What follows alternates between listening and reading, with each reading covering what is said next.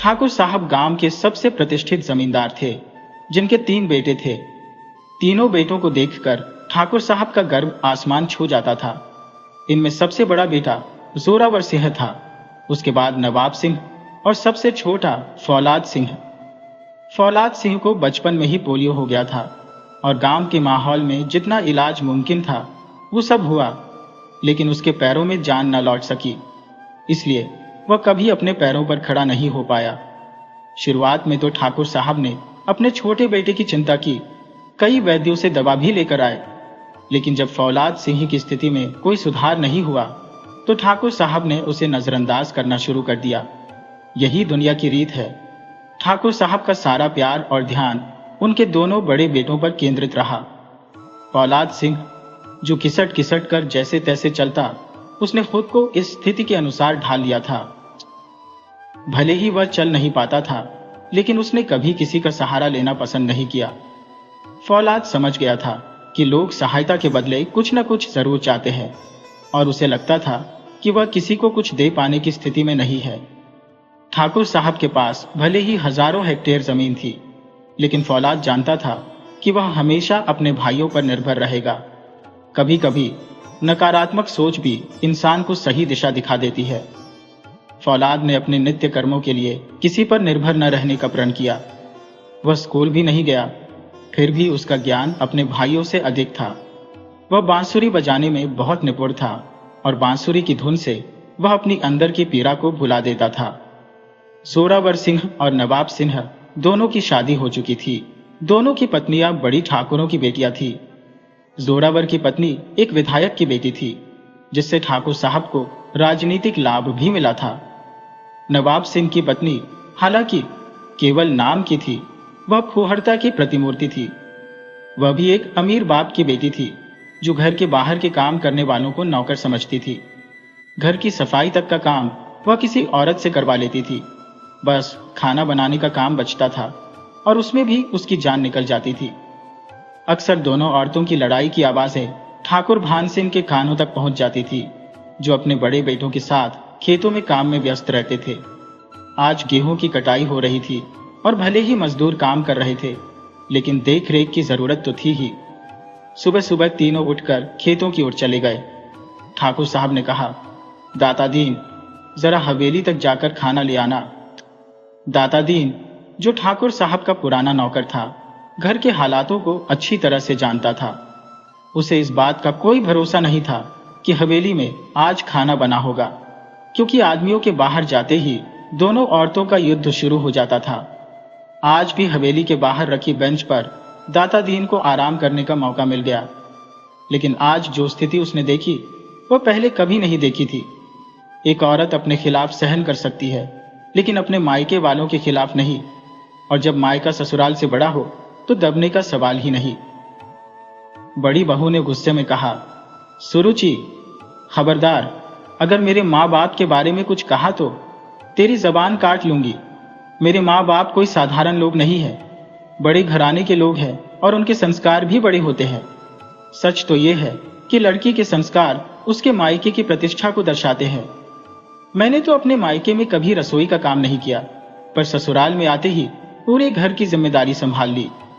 एक भी दिन ऐसा नहीं गया कि घर पर 10-20 लोग न आए हो, पर कोई भी भूखा नहीं गया।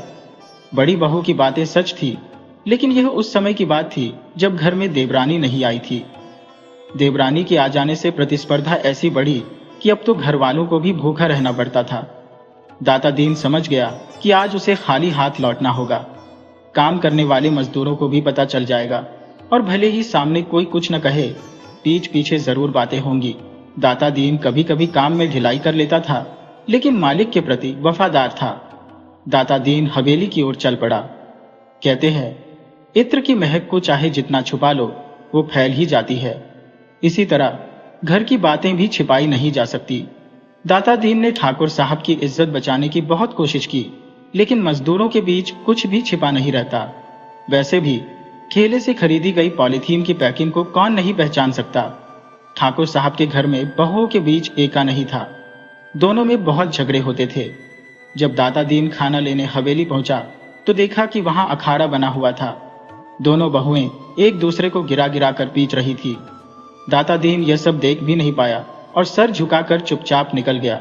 ऐसी कितनी ही बातें लोगों के बीच घूम रही थी। ठाकुर भान सिंह संवेदनशील व्यक्ति थे, लेकिन बेकार की बातों में उलझने का कोई अर्थ नहीं था। फिर भी मन को संतुष्टि मिल रही थी। उन्हें लगा कि दोनों बेटों की पत्नियों को समझाना चाहिए। दोनों अपने अपने तरीकों से पत्नियों को मनाने लगे। घर में खाना नहीं बना था, आदमी भूखे थे, पर औरतें एक दूसरे को नीचा दिखाने में लगी थी। जोरावर ने दामिनी से कहा, देखो उसके मुंह क्यों लगती हो? उसकी तेरे सामने क्या हैसियत है? बड़े घर के लोग छोटे लोगों के मुंह नहीं लगते। जोरावर ने युक्ति से काम लिया और उसकी युक्ति काम कर गई। सुबह से रूठी हुई दामिनी अब गुस्सा छोड़ने को तैयार हो गई। दूसरी तरफ नवाब सिंह ने भी सुरुचि से कहा, बड़े लोगों के मुंह लगने से क्या फायदा? छोटे हमेशा हारते हैं। सुरुचि को यह तर्क हजम नहीं हुआ, लेकिन नवाब सिंह ने समझाया कि बड़े लोग छोटे को नीचा दिखाने का कोई मौका नहीं छोड़ते। दोनों औरतें दिन के विवाद को भूलकर शाम का भोजन बनाने की तैयारी करने लगी, लेकिन ठाकुर भान सिंह अभी भी संतुष्ट नहीं थे। उन्होंने कहा, औरतों का दिमाग तभी खराब होता है जब आदमी ज्यादा डील देते हैं। संसार में किसी ने अपनी पत्नी को प्रेम नहीं किया है। बस हमारे ये दो बेटे ही ऐसे निकले जो अपनी पत्नियों को इतना सिर चढ़ा रहे हैं कि पूरे गांव में मजाक बन गया है। कोई बात नहीं, अभी तो कुछ नहीं हुआ, आगे देखो क्या क्या होता है। ठाकुर भान सिंह आंगन में खड़े होकर जमकर अपनी भड़ास निकाल रहे थे, फिर बाहर बैठक में चले गए। अब उन्हें थोड़ी शांति महसूस हो रही थी और चैन की नींद आई। नींद में उन्हें यह पता ही नहीं चला कि उनकी क्रोध भरी वाणी ने दोनों बेटों के मन में वीरता का भाव भर दिया था। सचमुच बाबूजी सही कह रहे थे कि औरतों को तब तक कुछ समझ नहीं आता जब तक उनकी पूजा न की जाए।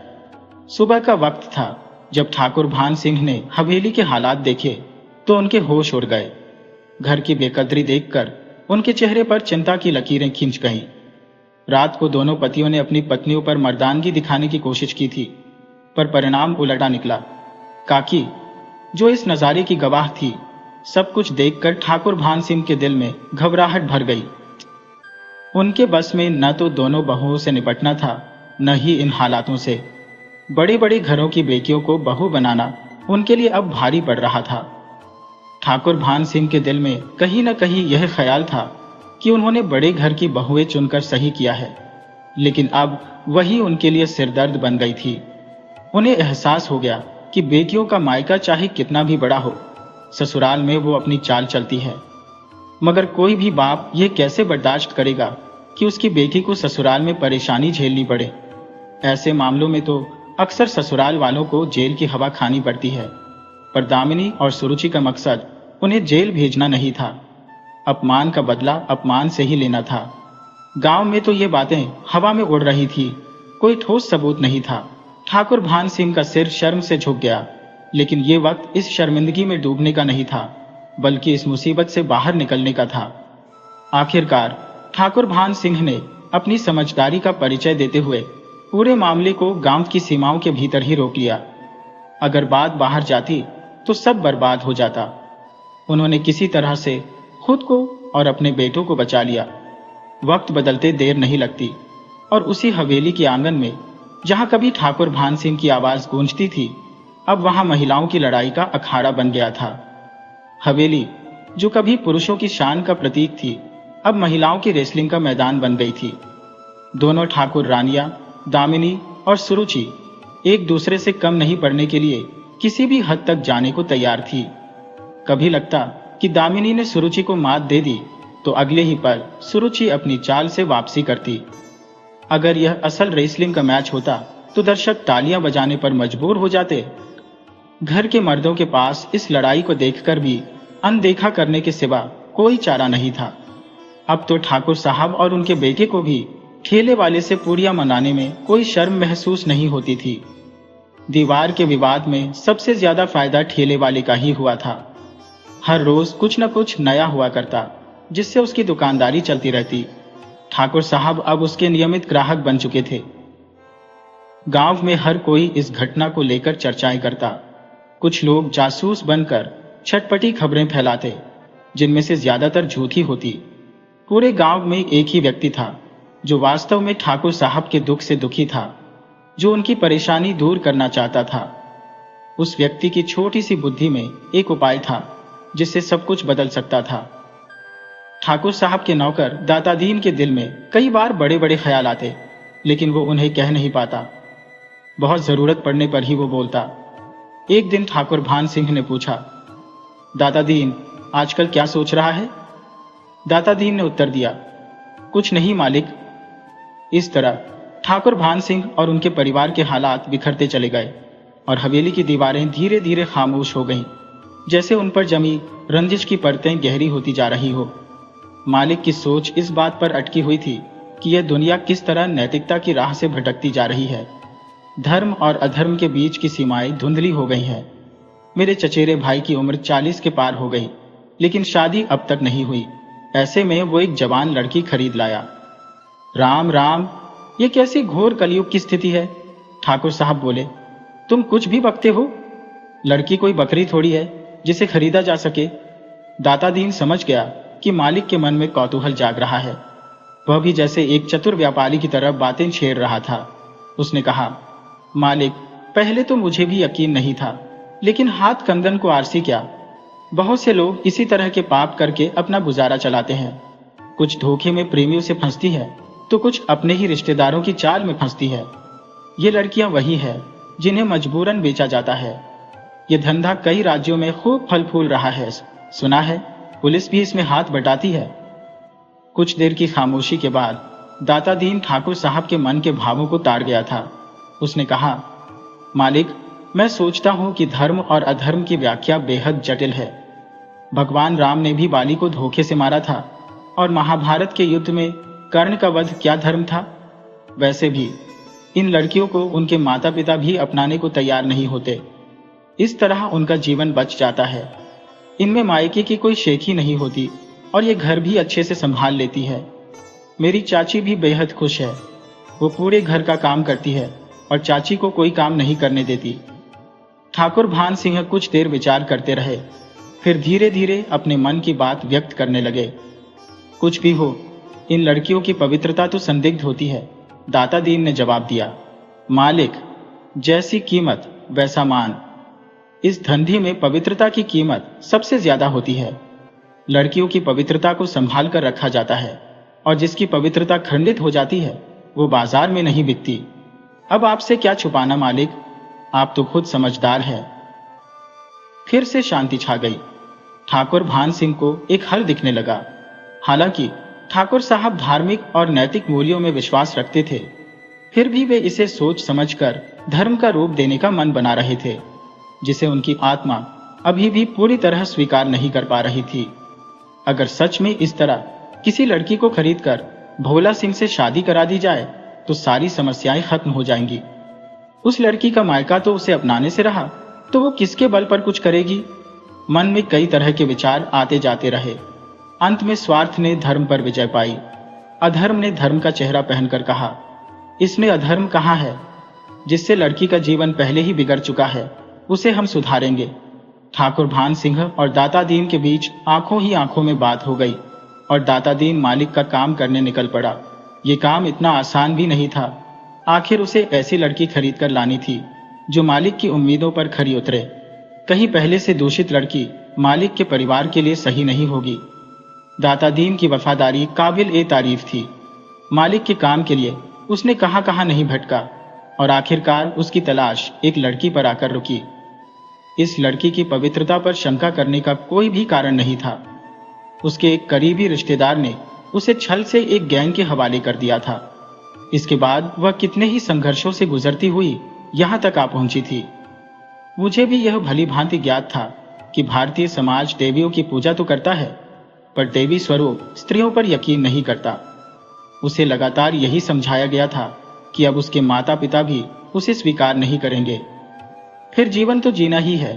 किसी वैश्या के जीवन से बेहतर है कि वह यहाँ रहे।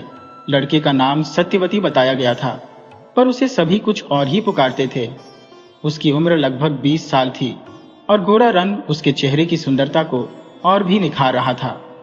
वह इतनी खूबसूरत थी कि ऐसा लगता था विधाता ने उसकी रचना करते समय उसकी सुंदरता पर बहुत ध्यान दिया, पर उसके भाग्य पर ध्यान देना भूल गए। कुछ महीनों पहले ही अपने माता पिता की लाडली बेटी किसी और के पाप का दंड भुगत रही थी। कोलाद सिंह की स्थिति उस बिल्ली के समान थी जो दूर से मांस के टुकड़े को ताक रही थी। अचानक मांस का टुकड़ा गिर गया। उसकी शादी की तो कोई संभावना नहीं थी, पर उसे इतनी सुंदर दुल्हन मिल गई। सुरुचि ने सत्तो को घर की काम करने वाली नौकरानी से अधिक कुछ नहीं समझा था। अब दोनों बड़ी बहुओं के बीच दोस्ती थी।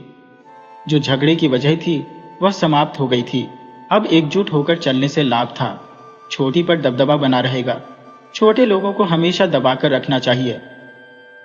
देवरानी जेठानी आपस में सलाह करती थी, पर ना तो दामिनी और न ही सुरुचि को सत्तो के अतीत के बारे में कुछ पता था। कभी उसके पिता उसे ढूंढते हुए आ सकते हैं, इस संभावना का कोई आधार नहीं था। आपस में लड़ते लड़ते यह उनकी आदत बन गई थी कि जब तक किसी पर गुस्सा न निकले उनका खाना हजम नहीं होता था। अब इस गुस्से का पात्र सत्तो बन गई थी और इसमें घर के किसी को भी आपत्ति नहीं थी सिवाय फौलाद सिंह के। फौलाद सिंह के दिल में सत्तो के लिए कोई प्रेम नहीं था।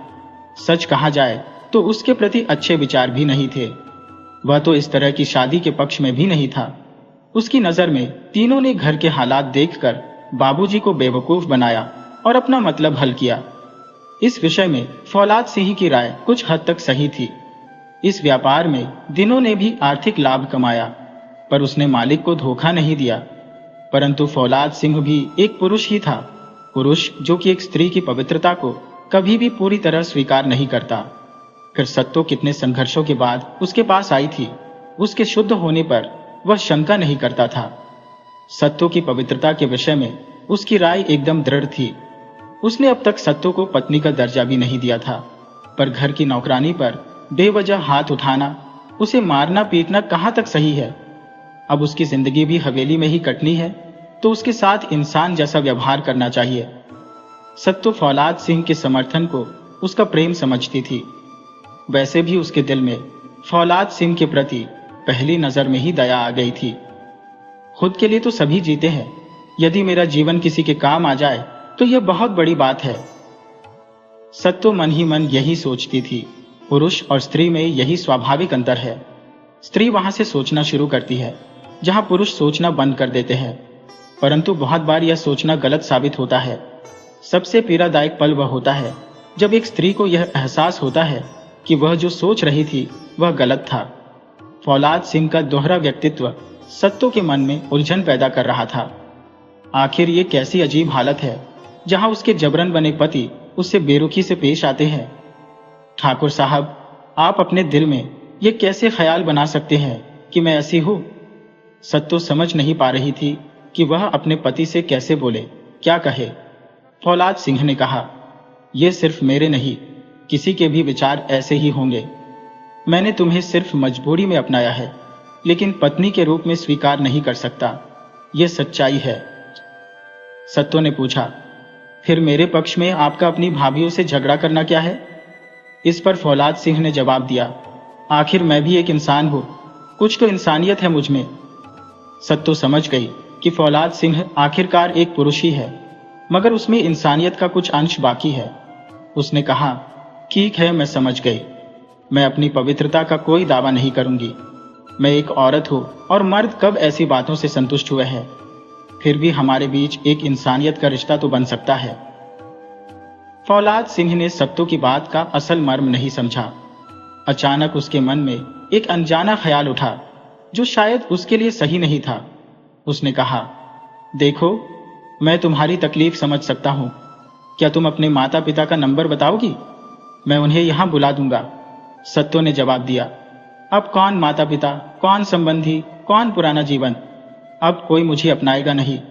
आखिर सच क्या है? मेरा यही कि मैं एक औरत हूं। मर्द अपनी इंसानियत का दम भरते हैं और मैं औरत होकर इंसानियत का रास्ता दिखाऊंगी। फौलाद सिंह उसकी बातों का मतलब पूरी तरह नहीं समझ पाया। बस इतना समझा कि सत्तो अब अपने पुराने जीवन में लौटना नहीं चाहती। सत्तो अब तक सबके जुल्म सहन करती आई थी, लेकिन अब उसके तेवर बदल गए थे। हालांकि यह गुस्सा खुद के लिए नहीं, बल्कि फौलाद सिंह के लिए था। भले ही दोनों के बीच कोई खास रिश्ता नहीं था, पर इस बात का किसी को अंदाजा नहीं था। सत्तो ने घर के मामलों में हस्तक्षेप करना शुरू कर दिया, खासकर फौलाद सिंह की जरूरतों को लेकर। उसने कहा, क्या यह सही है कि सबकी जरूरतें पूरी हो रही हैं, पर मेरे पति की विशेष जरूरतों का कोई ख्याल नहीं रखा जा रहा। उन्हें चलने में दिक्कत होती है, फिर भी उनके लिए कोई व्हील चेयर नहीं है। शौचालय की व्यवस्था भी उनके मुताबिक होनी चाहिए। इन छोटी छोटी बातों का ध्यान क्यों नहीं रखा गया? अंततः सत्तू की कोशिशों से फौलाद सिंह की जरूरतें पूरी की गईं। घर में सबको लगने लगा कि सत्तू अपने पति का बहुत ख्याल रखती है। छोटी बहू के बारे में घर में चर्चा होने लगी कि वह सचमुच बहुत अच्छी है, पूरा घर संभाल रही है और खुद के लिए कुछ नहीं मांगती, बस पति की हर जरूरत का ख्याल रखती है। लेकिन सत्य क्या था? कोई नहीं जानता था कि सत्तू वास्तव में फौलाद सिंह की इंसानियत का बदला चुका रही थी, क्योंकि हर धर्म का अंत इंसानियत से होता है और इंसानियत से ही धर्म की शुरुआत होती है। दिखावा और आडंबर दिल को तुरंत भा जाते हैं, पर असली इंसानियत धीरे धीरे लोगों के दिलों में घर करती है और स्थायी प्रभाव छोड़ती है। आडंबर कभी कभी फिसल जाते हैं, पर इंसानियत का धर्म हमेशा प्रेम में खिला रहता है।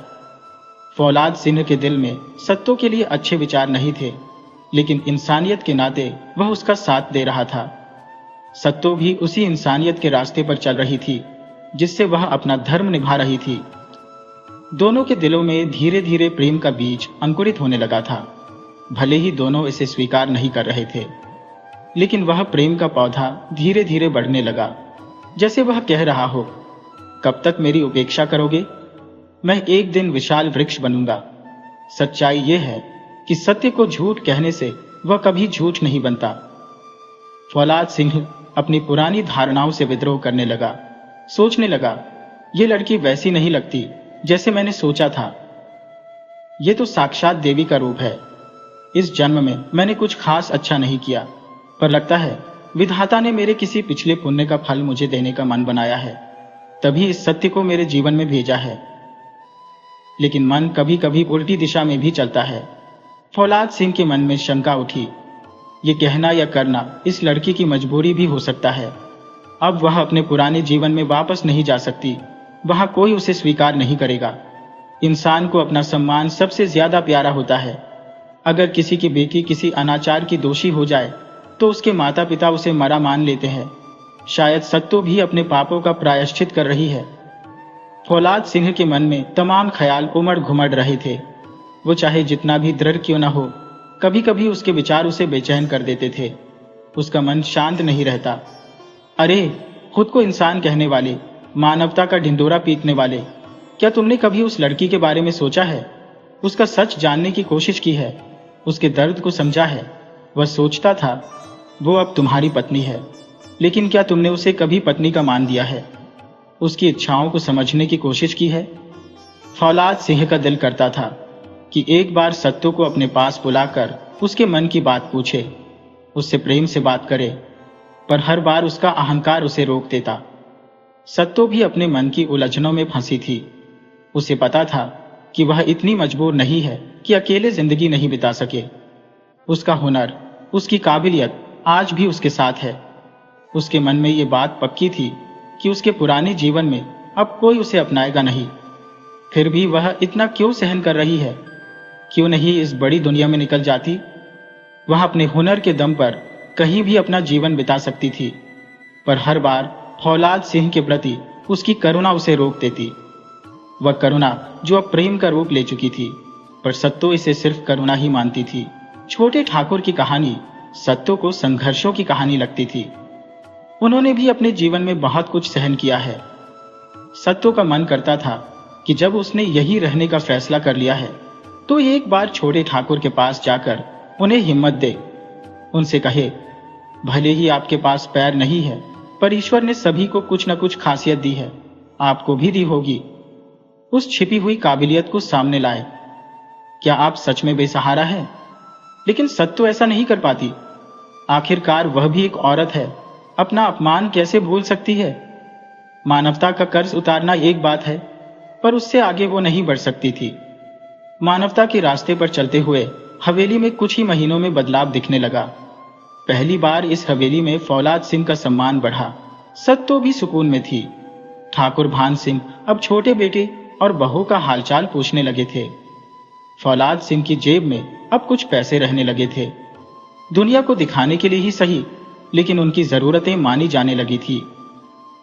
सबसे बड़ा बदलाव तो उस दिन आया जब ठाकुर भान सिंह ने अपनी सबसे छोटी बहू के लिए कुछ गहने बनवाए।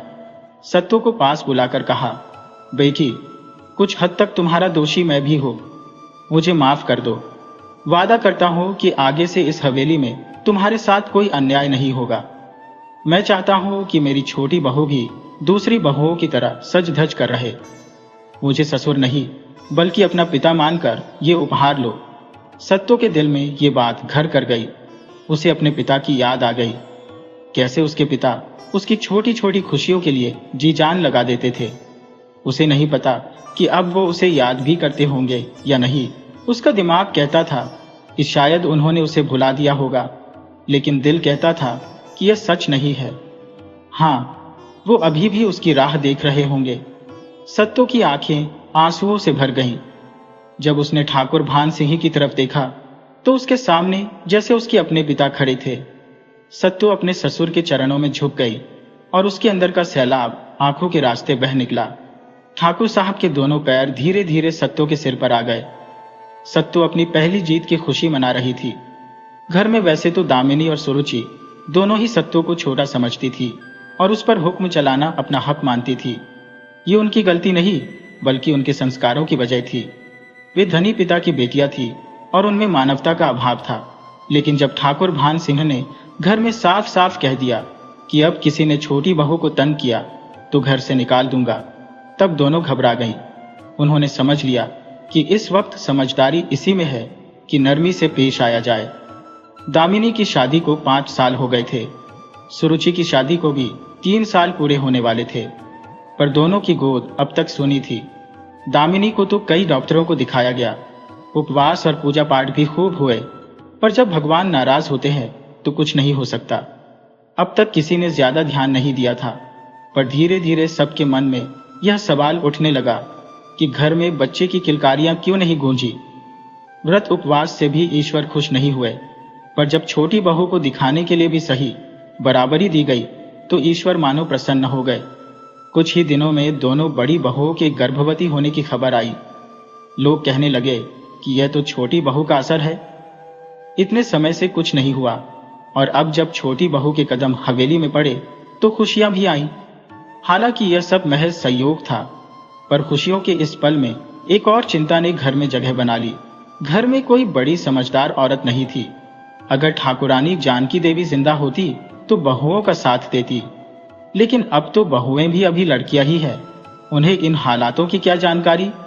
सबसे छोटी सत्तो थी और ठाकुर साहब के लिए यह चिंता का विषय बन गया था। इस स्थिति में उनके समधी और समधीन उनकी मदद कर सकते थे। आखिर यह उनकी अपनी बेटियों का मामला था, इसलिए दोनों समधियों को खुशखबरी के साथ संदेश भेजा गया और उनसे मदद की गुहार की गई। लेकिन हकीकत यह है कि बड़े लोग इन मामलों में अलग तरीके से सोचते हैं। एक सामान्य व्यक्ति ऐसी स्थिति में अपनी बेटियों की देखभाल को प्राथमिकता देगा, लेकिन बड़े लोग हर संबंध को पैसे से तोलते हैं। मानवीयता अक्सर उनके लिए गौण हो जाती है। दोनों समधियों की नजरों में ठाकुर भान सिंह की समझ छोटी थी, इसलिए वो आगे नहीं बढ़ पाए। उन्होंने सोचा, क्या हम अपनी बेटियों की देखभाल खुद करेंगे? ये काम तो किसी नर्स से भी हो सकता है। फिर हमें क्यों परेशान किया जा रहा है? ऊपर से तो उन्होंने ठाकुर साहब से कुछ नहीं कहा, पर दोनों के पास अनगिनत बहाने थे। दामिनी की मां ने कहा कि वह खुद अपनी देखभाल नहीं कर पा रही है और सुरुचि के घर से भी तरह तरह के बहाने आ गए। ऐसे बहाने जिन्हें मानना हर किसी की मजबूरी थी। गांव में बहुएं अपने ससुर से सीधे बात नहीं करती, उनसे पर्दा करती है। लेकिन जिस दिन ठाकुर साहब ने सत्तो को बेटी का दर्जा दिया, सत्तो ने उन्हें ससुर की जगह पिता मान लिया। हर समय तो नहीं, लेकिन जब भी ठाकुर साहब को चिंता में देखती तो उनसे बात करने लगती। सत्तो ने कहा, पापा जी, आप परेशान लग रहे हैं। ठाकुर साहब बोले, हाँ बेटी, हमारे गांव में कोई नर्स नहीं है और अब तुम्हारी भाभियों को आराम की जरूरत है। ऐसे में उनकी देखभाल कौन करेगा, यही चिंता की बात है।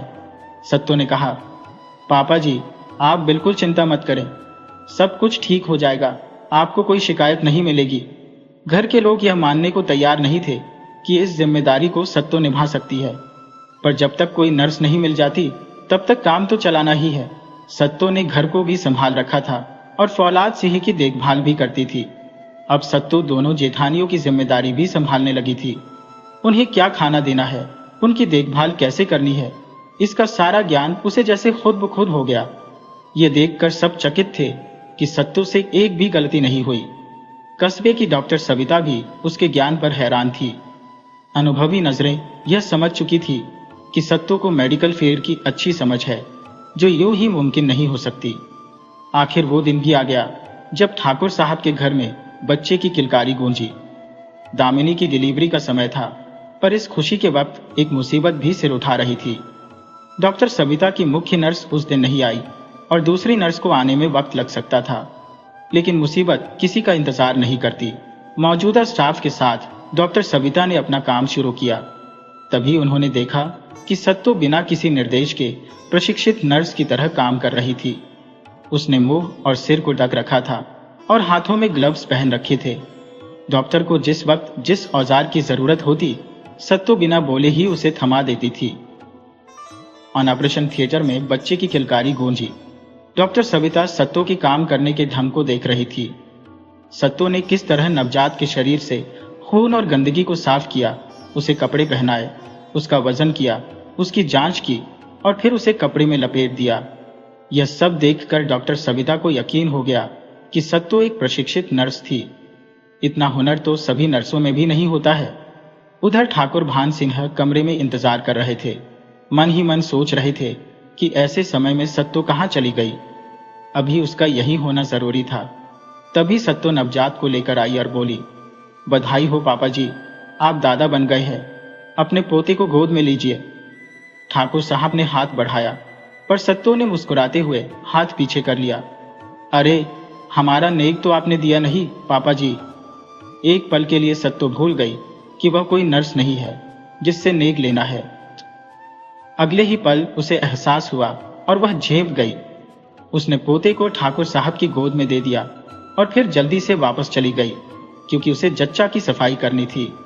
अपने काम को अधूरा छोड़कर वह नहीं जा सकती थी। दूसरी तरफ लोग दबी आवाज में कहते थे कि इलाके में कई लड़कियां गायब हुई हैं, पर उनमें से केवल सत्यवती की रिपोर्ट थाने में दर्ज थी। साल भर से ज्यादा हो गया था और सत्यवती का पिता यमा लगातार थाने के चक्कर लगाते रहते थे। वे कई बार दूसरे शहरों में लड़की को ढूंढने भी गए थे। उनकी जिंदगी का एकमात्र मकसद था अपनी गुमशुदा बेटी को ढूंढ निकालना। रामदीन, जो बैंक में चपरासी था, और उसकी पत्नी सावित्री, जो एक घरेलू महिला थी, ने अपनी बेटी को बेटे का प्यार भी दिया था। समय के साथ सत्तू की उम्र बढ़ती गई और पति पत्नी का प्यार भी। रामदीन अपनी बेटी के लिए कुछ भी कर सकता था। वह अपनी हैसियत से बढ़कर भी खर्च करता। रामदीन और सावित्री की जिंदगी में सबसे बड़ा गर्व का पल तब आया जब सत्तू को जिलाधिकारी महोदय ने बेस्ट नर्स का पुरस्कार दिया था। वे अपनी बेटी की तारीफ करते नहीं थकते थे। सत्तू वाकई काबिल थी।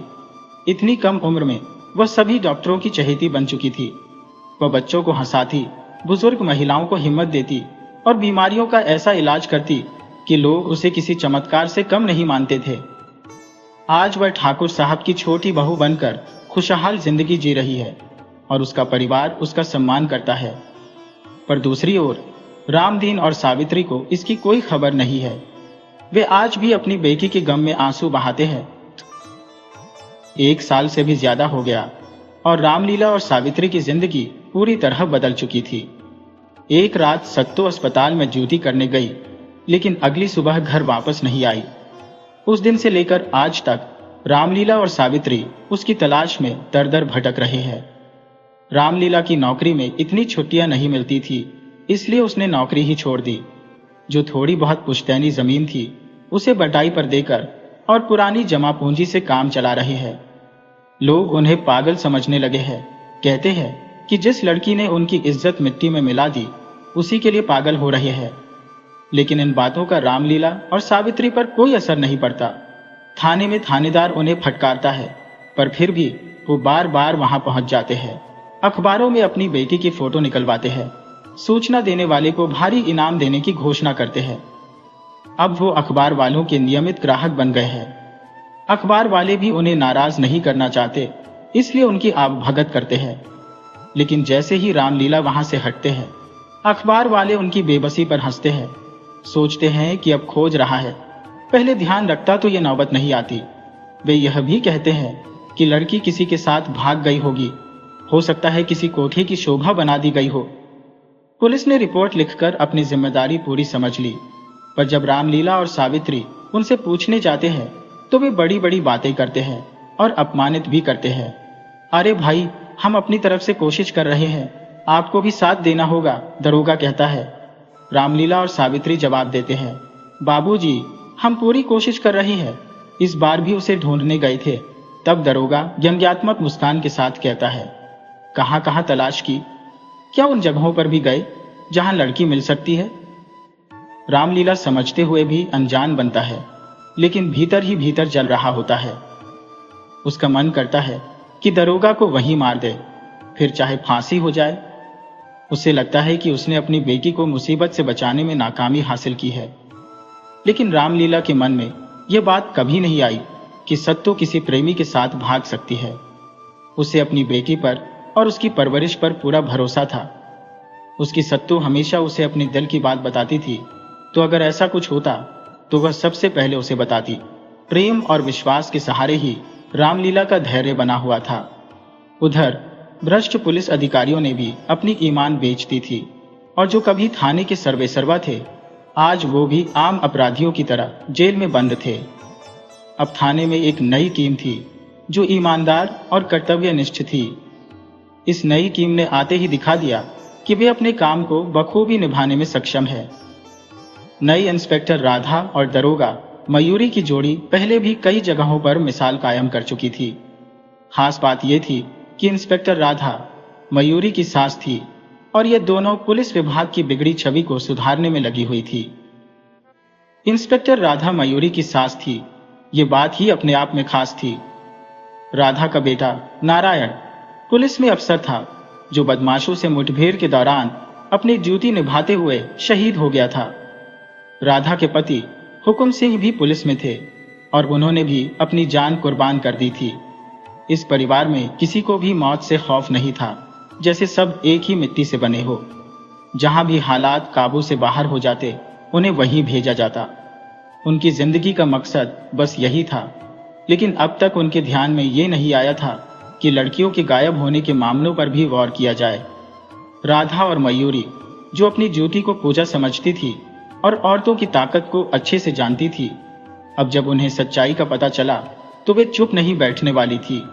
अगर जरूरत पड़ी तो अपनी जान भी कुर्बान करने को तैयार थी, क्योंकि यह उनके परिवार की आन बान शान थी, जिसे वे बखूबी निभा रही थी। आज का दिन कुछ अलग था। दोनों ही औरतों का मन काम पर जाने का नहीं था, लेकिन पुलिस की नौकरी में आराम कहाँ। हर साल एक दिन ऐसा जरूर आता था जब राधा अपने बेटे और मयूरी अपने पति को याद करके कुछ देर आंसू बहाती थी। राधा के पति का शहीद होना भी एक पुरानी बात थी, और वक्त के साथ उस दुख पर मरहम लग चुका था। लेकिन बेटे और बहू का दुख वो आज भी ताजा था। राधा ने मयूरी के कंधे पर हाथ रखा तो मयूरी पलटकर राधा से लिपट गई। ये वही मयूरी थी जो ड्यूटी पर फौलाद मानी जाती थी। आज दोनों औरतें अपनी भावनाओं को रोक नहीं पा रही थी। राधा बोली, न बेटा, इतना नहीं रोते, जबकि खुद राधा भी रोई जा रही थी। फिर भी वो मयूरी को चुप करा रही थी। मयूरी ने कहा, मम्मा, जरा रोने भी नहीं देती हो? साल में बस एक दिन तो रोने का हक दो। प्रेम के दीपक में आंसू बने घी को बहा लेने दो। राधा ने मयूरी को अपने सीने से चिपका लिया, जैसे माँ अपने छोटे बच्चे को दुख से बचा लेती है। मयूरी थोड़ी देर के लिए अपने दुख भूल गई। फिर दोनों ने एक दूसरे के आंसू पोंछे और सब सामान्य हो गया। उस हवन से मिली ताकत में आज मयूरी कुछ और ही लग रही थी। आज उसने वो सभी शिकायतें देखी जो पहले अनदेखी की जा रही थी। मयूरी ने मुंशी को मुकदमा दर्ज करने का आदेश दिया।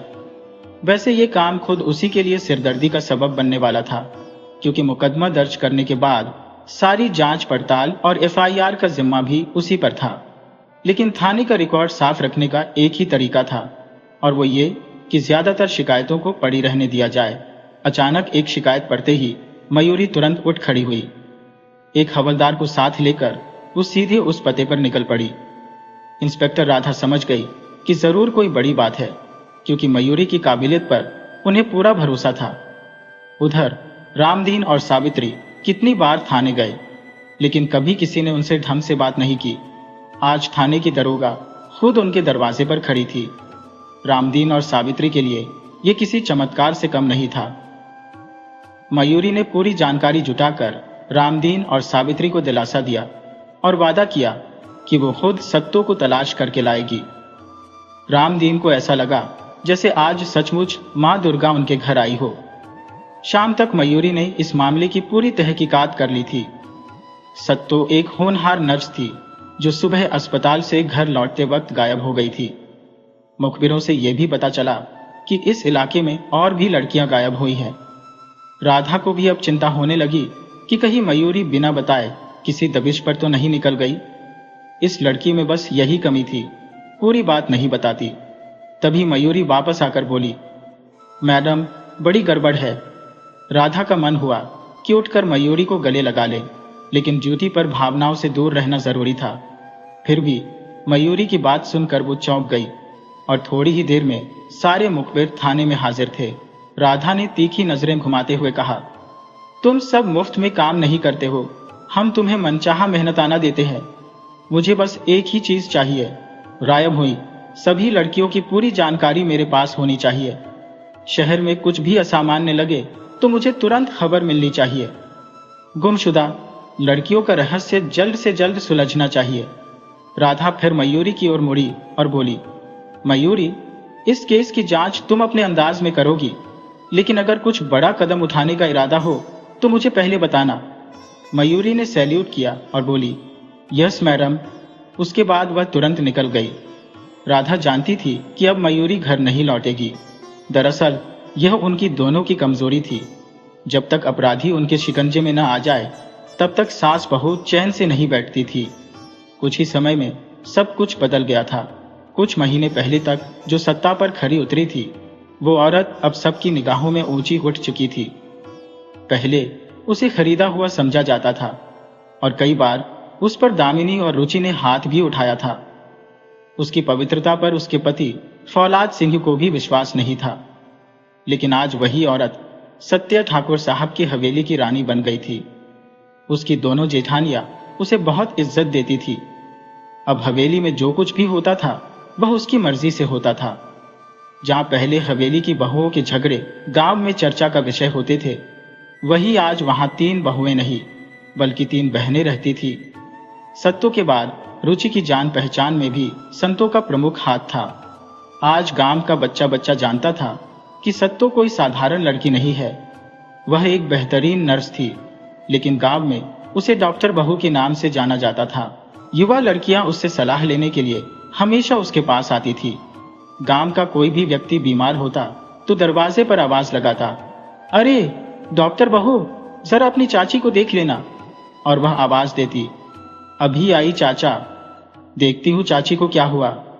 वैसे तो गांव में बहुएं बड़ों से बोलती नहीं थी, पर सत्तू पर यह नियम लागू नहीं होता था। वह गांव की बहू नहीं बल्कि बेटी थी। पुराने रीति रिवाजों के समर्थक भी अब अपनी धारणाओं से हटने लगे थे। सही बात तो यह है कि वक्त के साथ चलना ही समझदारी है। अगर बहू अपने ससुर से बात करती है तो इसमें परेशानी की क्या बात है। परिवार में सभी को एक दूसरे की जरूरत होती है और बातचीत से समस्याओं का हल भी निकल आता है। सत्तू के साहस की जितनी तारीफ की जाए वो कम है। वह महिलाओं के स्वावलंबन का पाठ पढ़ाने वाली थी, एक ऐसी लड़की जो कभी नहीं थकती। उधर ठाकुर बान सिंह ने अपने नातियों के जन्म पर भव्य समारोह का आयोजन करने का फैसला किया। परिवार में सहमति बनने के बाद तैयारियां शुरू हो गईं। सभी रिश्तेदारों और आसपास के गांवों को निमंत्रण भेजा गया। ठाकुर साहब के मिलने वालों की लंबी सूची थी। सभी को न्योता दिया गया। फिर भी ठाकुर साहब को लग रहा था कि कुछ छूट रहा है। अंततः उन्होंने सत्तू से कहा, बेटी, तैयारियों में कोई कमी तो नहीं रह गई है।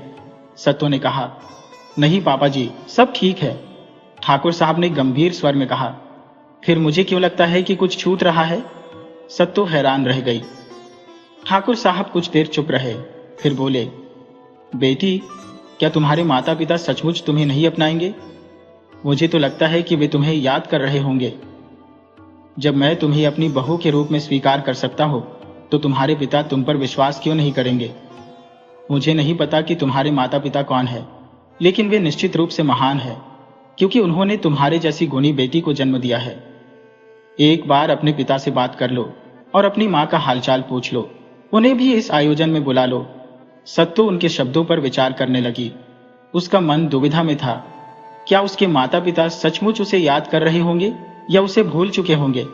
जब बात सम्मान की आती है तो लोग अपना प्रेम तुरंत त्याग देते हैं। ससुर जी की बात सत्य है, लेकिन क्या यह संभव नहीं है कि अगर उन्हें पता चले कि मैं यहां हूं तो वे इस परिवार पर संकट डाल देंगे? कैसे वे स्वीकार करेंगे कि मैं इस घर में हूं? अब यह मेरा घर है और ससुर जी मेरे पिता है, जेठ जी बड़े भाई है और जिठानियां बड़ी बहनें हैं। अपने अतीत के लिए मैं अपने वर्तमान परिवार को संकट में नहीं डाल सकती। एक दिन मयूरी का फोन बजने लगा। उसने उठाकर कहा, हेलो। दूसरी तरफ से आवाज आई, हेलो मैडम, मैं संतरा बोल रहा हूं। एक जरूरी खबर देनी है। जतीपुरा गांव की लड़की संध्या कल से लापता है। मयूरी की टीम तुरंत हरकत में आ गई और तकनीकी साधनों का इस्तेमाल करते हुए अपराध की दिशा का सुराग मिला। इंस्पेक्टर राधा ने एक बार फिर मुखबिरों को सतर्क किया। ये लड़की शहर से बाहर नहीं जानी चाहिए, मानव तस्करी का मामला है। जल्द ही अपराधी पुलिस की गिरफ्त में आ गए। लॉकअप में जब उनसे सख्ती से पूछताछ हुई तो कई सफेद पोश भी इस गंदे धंधे में शामिल पाए गए। शिवानी, जो एक जानी मानी समाज सेवी के रूप में मशहूर थी, असल में महिलाओं के एनजीओ की आड़ में तस्करी का काम कर रही थी। लोग उसे देवी मानते थे, पर वह असल में एक राक्षसी निकली। लॉकअप में भी शिवानी के चेहरे पर अहंकार साफ झलक रहा था। उसने राधा से कहा, तुम क्या समझती हो? मेरी ताकत का तुम्हें अंदाजा नहीं है। थोड़ी देर में बाहर निकल जाऊंगी। मेरी शादी तो मैं पलक झपकते ही तुड़वा सकती हूं। राधा ने उसकी बातों का जवाब एक जोरदार थप्पड़ से दिया, जिससे शिवानी को दिन में तारे नजर आने लगे। राधा ने कहा, यह वर्दी किसी की दया से नहीं मिली है जो इसे उतरवा दे। चाहो तो ऊपर तक जिसे चाहो फोन कर लो। मैं तुम्हें पूरे 2 घंटे का वक्त देती हूं। देख लो क्या तुम्हारी ताकत तुम्हारे काम आती है। अगर नहीं तो चुपचाप हमारे सारे सवालों के सही जवाब दे देना, नहीं तो तुम्हें बर्फ की सिल्ली पर लिटाकर पिटाई करूंगी, जिससे पूरा शरीर जिंदगी भर दर्द में रहेगा। शिवानी ने 2 घंटे तक नेताओं को फोन घुमाए, लेकिन कोई नतीजा नहीं निकला। राधा की ईमानदारी की धाक के सामने सब खामोश रहे। जैसे जैसे समय बीतता गया, शिवानी के चेहरे पर निराशा बढ़ती गई। आखिरकार शिवानी की हिम्मत टूट गई। उसने राधा से कहा, मैडम प्लीज मुझे मत मारो, मैं सब कुछ सच सच बताऊंगी। लॉकअप में शिवानी की तेज आवाजें गूंज रही थी। कुछ घंटे पहले जो औरत अपनी ताकत पर इतरा रही थी, वही अब राधा से रहम की भीख मांग रही थी। उसकी सूचनाओं से यह पता चला कि यह एक बड़ा गिरोह है जो लड़कियों को एक जगह से दूसरी जगह ले जाकर बेचता था। कुछ लड़कियों को वेश्यावृत्ति के धंधे में धकेल दिया जाता था, लेकिन इस बड़े तंत्र को तोड़कर लड़कियों को वापस लाना आसान नहीं था। असंभव शब्द उन लोगों के लिए होता है जो अपने काम से बचते हैं। राधा और मयूरी ने अपने जीवन में बहुत कुछ खोया था। वे दोनों अपने कर्तव्य के लिए समर्पित थी। उनका सिद्धांत था, या तो कार्य पूरा करो या फिर कर्तव्य की राह में अपना सर्वस्व अर्पित कर दो। धीरे धीरे गायब लड़कियां वापस आने लगी। कई दोषी जेल में थे, लेकिन सत्यवती अभी भी लापता थी, जिसकी तलाश में कई अपराधी जेल में बंद थे। राधा और मयूरी को पूरा यकीन था कि वे एक दिन रामदीन और सावित्री को उनकी बेटी से जरूर मिलवा देंगी। उन्हें अपने ऊपर पूरा विश्वास था और वे किसी भी कीमत पर हार मानने को तैयार नहीं थी। फौलाद सिंह रात का बेसब्री से इंतजार कर रहा था। दुनिया के सामने दोनों पति पत्नी रात को एक साथ सोते दिखते थे, लेकिन असलियत में रात होते ही उनके कमरे का माहौल बदल जाता था। सत्तू नीचे जमीन पर बिस्तर लगा लेती थी और जरूरत पड़ने पर फौलाद सिंह का ध्यान रखती, लेकिन उनसे कोई बात नहीं करती। दोनों इतने नजदीक होकर भी बहुत दूर थे। अब तक किसी ने भी पहल नहीं की थी, लेकिन आज फौलाद सिंह वह कदम उठाने को तैयार था। ये दूरियां उन्हीं की वजह से थी। जब सत्तो कमरे में आई तो उसने दरवाजा बंद करके अपना बिस्तर बिछाना शुरू किया। फौलाद उसे रोकना चाहता था, लेकिन उसकी हिम्मत नहीं हुई। शर्म अभी भी उसकी मनह स्थिति पर हावी थी। सत्तो लेट गई और जल्दी ही नींद में डूब गई, लेकिन फौलाद सिंह की आंखों से नींद कोसों दूर थी। बहुत देर तक सोचते सोचते उसका दिल भारी हो गया और उसकी आंखों से आंसू बहने लगे। उसने मजबूत बनते हुए आंसुओं को पोंछा, लेकिन मन की उदासी ने उसे जकड़ लिया। आवाज सुनकर सत्तो जाग गई। उसने गिलास में पानी भरा और फौलाद सिंह की तरफ बढ़ाया। वह उसे इस हालत में देखकर चुप नहीं रह सकी और बोली, पानी पी लीजिए ठाकुर साहब, हिचकी बंद हो जाएगी। सत्तो ने फौलाद की आंसुओं से भरी आंखें देखी थी। एक पल के लिए वह विचलित हो गई। उसका दिल चाहा कि वह अपने पति को संभाले, उसके दुख का कारण पूछे, लेकिन उसने खुद को रोक लिया। दूसरों के दर्द को कम करने वाली औरत अपने पति के दर्द को नजरअंदाज कर रही थी। फौलाद सिंह ने दुखी होकर कहा, तुम्हें मेरी हिचकी दिख रही है, लेकिन ये आंसू नहीं दिख रहे। सत्तो चुपचाप रही, पानी का गिलास हाथ में पकड़े फौलाद सिंह का इंतजार करती रही। उसका मन उसे अधिकार दे रहा था और प्रेम का पौधा अब इतना बड़ा हो चुका था कि वह अपने पति के दुख को नजरअंदाज नहीं कर सकती थी।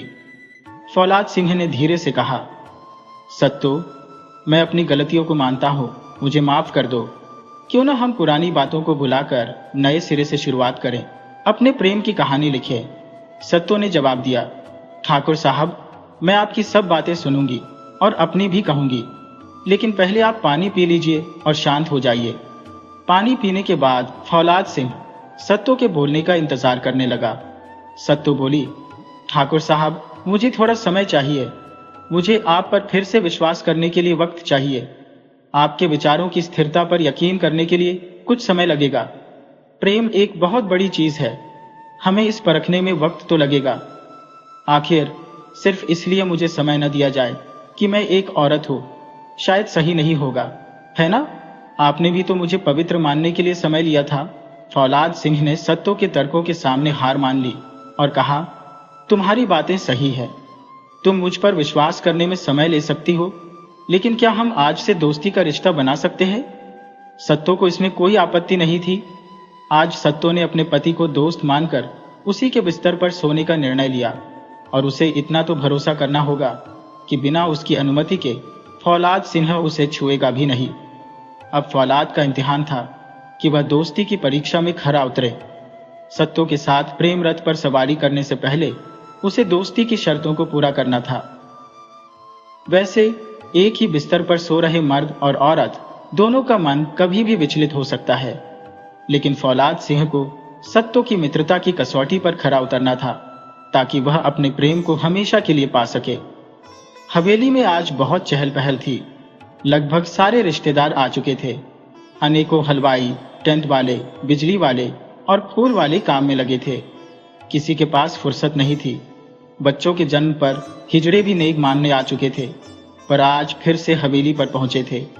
ठाकुर भान सिंह ने उन्हें भी निराश नहीं किया।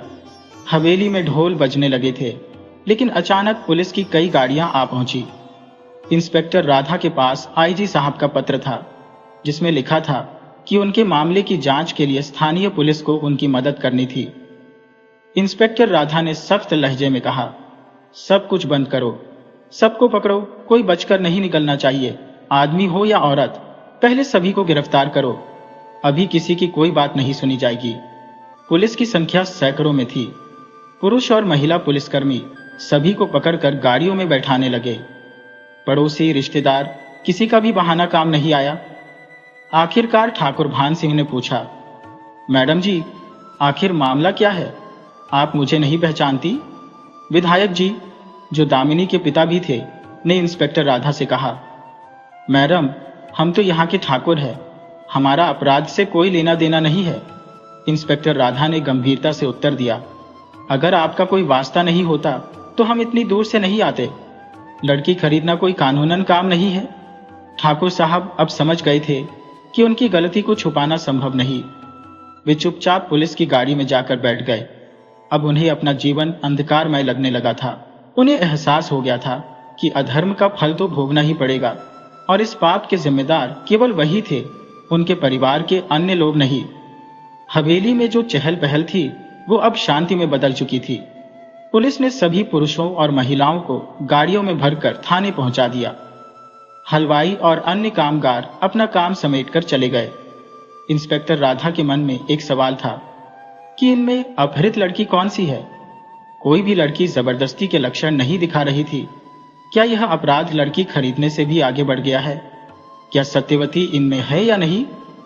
कहीं उन्होंने उसे खत्म तो नहीं कर दिया, या फिर वह डर के मारे साथ बैठी है? थाने में पहुंचते ही रामदीन ने अपनी बेटी को पहचान लिया। रामदीन ने सत्तो की तरफ इशारा करते हुए कहा, मैडम जी, यही मेरी बेटी है।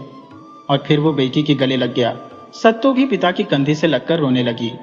रामदीन ने भावुक होकर पूछा, कहाँ चली गई थी तू? मैंने तुझे कहाँ कहाँ नहीं ढूंढा। कैसी है तू? सत्तो ने पिता को शांत करने की कोशिश करते हुए कहा, पापा, मैं ठीक हूं। आप मुझे तलाश रहे थे, मुझे पता था। रामदीन ने रोते हुए कहा, तुझे ऐसा क्यों लगा कि मैं तुझसे दूर हो जाऊंगा? तुझे हाथों से पाला पोसा है और मैं तुझ पर अविश्वास करूं, ऐसा कैसे हो सकता है? तुझ पर मेरा भरोसा अटूट है। दोनों ने एक दूसरे का हालचाल पूछा और इंस्पेक्टर राधा ने तब तक कोई हस्तक्षेप नहीं किया। जब दोनों शांत हो गए तो इंस्पेक्टर राधा सत्तो को सबसे अलग ले गई। लगभग 40 मिनट बाद वे लौटी। ठाकुर साहब के परिवार के हर सदस्य के लिए यह समय भारी बीत रहा था। भले ही सत्तो अब परिवार में अच्छी तरह से समा गई थी, लेकिन वह वास्तव में उसकी मजबूरी थी। आमतौर पर अपहृत लड़की को उसके घर वाले भी स्वीकार नहीं करते और इस तरह का अपराध उन्हें सामाजिक धारा से अलग कर देता है। लेकिन रामदीन जैसे पिता के होने से सत्तो का जीवन बदलने में देर नहीं लगी। दामिनी और सुरुचि ने तो सत्तो को शुरू में मारपीट भी की थी। फौलाद सिंह एक कोने में बैठकर विचारमग्न था। उसने अपनी पिछली गलतियों को भुलाने का प्रयास किया था और दोस्ती के नियमों का पालन कर रहा था। पहले उसने सत्तो को पत्नी का दर्जा नहीं दिया था, लेकिन सत्तो ने अभी तक उसे पति का दर्जा नहीं दिया। अब किस्मत सत्तो के पक्ष में थी। संभव है उसे हवेली की जीवन शैली पसंद न हो, या उसके मन में पहले से कोई और बसा हो। वह मजबूरी में ये सब निभा रही थी, लेकिन वक्त का चक्र देखो। कल तक जो मजबूर थी, आज वही अपनी तकदीर बना रही है। इंस्पेक्टर राधा भी बड़ी सख्त थी। सत्तो अब अपनी किस्मत को खुद गढ़ेगी और ऐसा करने में वह दूसरों की परवाह नहीं करेगी। इस बीच ठाकुर भान सिंह ने महसूस किया कि सत्तो उनके खिलाफ कोई गलत कदम नहीं उठाएगी। उन्होंने सत्तो से उसके पिता के बारे में पूछा था, लेकिन उनके मन में थोड़ी चिंता बनी हुई थी। जब सत्तो वापस आई तो उसके साथ इंस्पेक्टर राधा और रामदीन भी थे। दोनों के चेहरों पर संतुष्टि की हल्की सी झलक थी। सत्तो, पापा और इंस्पेक्टर ठाकुर साहब के पास गए। उन्होंने कहा, ठाकुर साहब, हमें माफ कर दीजिए। सत्तो ने हमें सब सच बता दिया है। भले ही आपने उसे खरीदा था, लेकिन आप उसे आजाद कराना चाहते थे। आपने तो उसे उसके घर भेजने की कोशिश की, लेकिन आपके मन में यह डर था कि उसके घर वाले उसे अपनाएंगे नहीं। इंस्पेक्टर राधा ने हल्की मुस्कान के साथ कहा, सत्तो की शादी उसकी मर्जी से हुई है, इसलिए आप पर कोई मुकदमा नहीं बनता। बस आपको अदालत में गवाही देने के लिए 1-2 बार आना होगा। आप सभी जा सकते हैं। इंस्पेक्टर राधा सोच में पड़ गई। दुनिया में बुरे लोगों के बीच भी कितने अच्छे लोग होते हैं। जहां कई लड़कियों के माता पिता ने पुलिस को सूचना तक नहीं दी, वहीं रामदीन ने अपनी बेटी के लिए सब कुछ छोड़ दिया, नौकरी भी छोड़ दी। इधर ठाकुर साहब ने लड़की को बचाया और उसे अपने परिवार में सम्मान दिया। अब सत्तो की अच्छाई भी उजागर हो गई थी। जिस ऊंचाई पर वो थी, वह बहुत कम लोग जानते थे।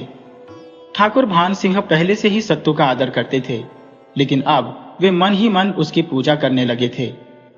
पहले उनके पास सब कुछ था, सिवाय बेटी के, लेकिन अब सत्तो के रूप में उन्हें एक बेटी मिल गई थी।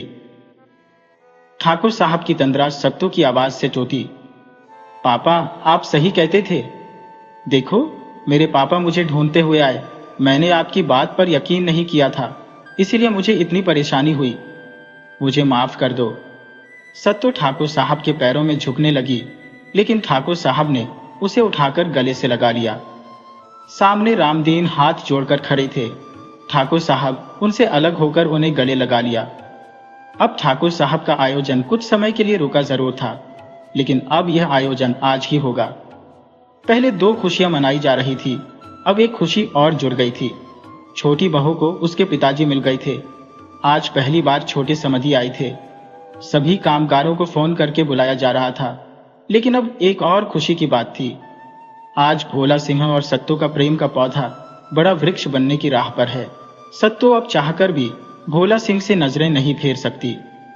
अब दोनों के सपनों में फौलाद सिंह नित्य हिस्सा बन रहे हैं। दोस्ती से शुरू हुआ ये सफर प्रेम के कुंड तक पहुंच गया है। सत्तू ने अपनी मेहनत और योग्यता के बल पर हमेशा शिक्षकों की चहेती रही। अपने नम्र व्यवहार से सभी सहपाठियों के बीच सम्मानित रही। हमेशा क्लास में टॉप पर रही, लेकिन सेवा भाव के कारण वह जानी जाती थी। प्रशिक्षण के दौरान जूनियर डॉक्टर के रूप में काम करते हुए उसने मरीजों से ऐसा भावनात्मक रिश्ता बना लिया कि ज्यादातर मरीज उसे पसंद करने लगे थे। MBBS करने के बाद सत्तू ने स्त्री रोग विशेषज्ञता हासिल करने के लिए आगे की पढ़ाई की, जबकि फौलाद सिंह ने संगीत की साधना में वक्त बिताया। सत्तू के पास अनेकों बड़े अस्पतालों में नौकरी के ऑफर आए, लेकिन उसने उन्हें ठुकरा दिया। उसका लक्ष्य समाज की सेवा करना था, इसलिए वह अपने गांव में ही क्लिनिक चलाने लगी। उसके ससुर ठाकुर भान सिंह और पति फौलाद सिंह ने भी उसकी मदद की।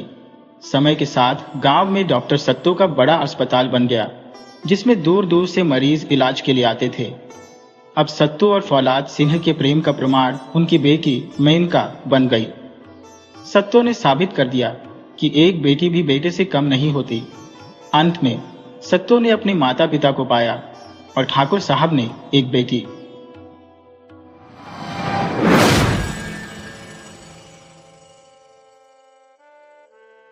दोस्तों, अगर आपको ये कहानी पसंद आई हो तो कृपया हमारे चैनल को सब्सक्राइब करें, वीडियो को लाइक और शेयर करें